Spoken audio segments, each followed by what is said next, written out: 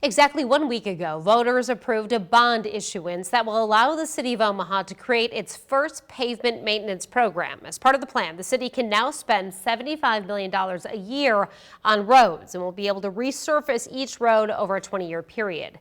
Reporter Phil Bergman talked with the UNO professor about the details of this project. Last week, voters passed a $200 million bond issuance to repair the roads in Omaha.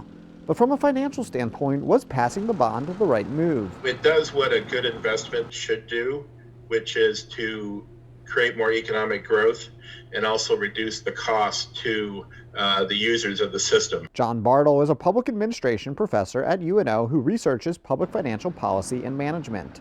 He says the road bond passage is an important step for the city. Over the longer term, the hope is that better quality infrastructure creates more business, which then grows business there. At a press conference last week, Mayor Stothert and city officials discussed the bond passage, which will allow the city to resurface up to 250 miles a year. This is what we have been needing to do for decades, and now we have finally got it done and can move forward. The bonds will be paid for with property taxes, where you pay in relation to the size of your property. A flaw with this type of tax is non-homeowners like myself and those living outside the city don't have to pay for the roads, even though we're also the ones driving on them. They're using the system, the roads, and they're not paying for it. There's a 5-year issuance for the bonds, meaning for the road work to continue long term, the city will need to do another bond issue.